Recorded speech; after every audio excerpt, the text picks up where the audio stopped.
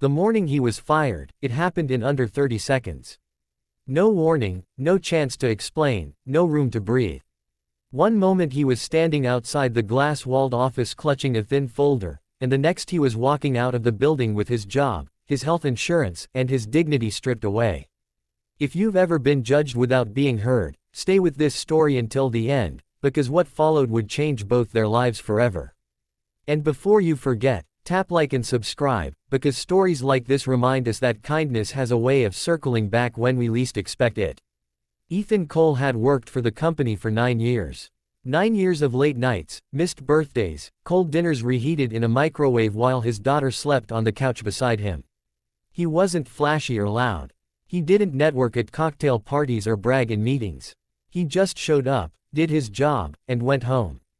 After his wife passed away, work became the only place where he felt steady, predictable. It paid the bills. It kept the lights on. It gave his daughter, Lily, a sense of normal. The new CEO, Victoria Hale, arrived like a storm wrapped in elegance. Sharp suits, faster decisions, ruthless efficiency. The board loved her because profits jumped within months. Employees feared her because she didn't tolerate what she called emotional excuses. To her, numbers told the truth. Everything else was noise. When a critical project missed its deadline, someone had to take the fall. Ethan's name landed on her desk. He tried to explain that the delay was caused by a system failure approved by upper management, that he had warned them weeks earlier, that he'd even offered solutions. Victoria didn't look up from her tablet. "This company is moving forward," she said calmly. "And I don't carry dead weight." Those words echoed in his head as he rode the elevator down. Dead weight. He thought of Lily waiting at home, doing homework at the kitchen table, believing her dad had everything under control. He sat in his car for nearly an hour before he could turn the key. That evening, Ethan walked home instead of taking the bus. The city felt louder than usual. Billboards promising success, happiness, luxury, everything he suddenly felt locked out of. His phone buzzed with unread messages from coworkers who didn't know what to say. He ignored them all. Across the street, inside the backseat of a black sedan, Victoria stared out the window. She wasn't heading home. She had told her driver to follow the man who had just been fired. She didn't know why. Maybe it was curiosity. Maybe guilt she refused to name. Something about the way he'd stood there, quiet, steady, eyes tired but honest, had unsettled her. The car followed Ethan into a neighborhood far removed from glass towers and polished marble floors. The houses were small, some with peeling paint, but most had lights glowing warmly inside. Kids' bikes lay on lawns. Laundry hung from porches. When Ethan stopped in front of a modest, slightly crooked house, Victoria felt something tighten in her chest.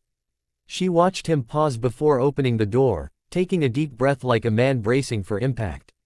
When the door opened, a little girl ran into his arms so hard he nearly stumbled backward.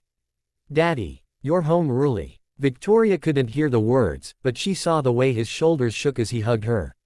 She saw him smile through something that looked dangerously close to breaking.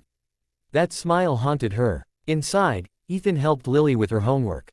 He made grilled cheese sandwiches and pretended not to notice when she pushed the crusts onto his plate. She talked about school, about a classmate who was mean to her, about wanting to be a scientist one day. He listened like every word mattered. Because to him, it did. After dinner, Lily looked up at him and said, "You're sad." "I'm okay," he replied quickly. She shook her head. "Mommy used to say that when she wasn't okay.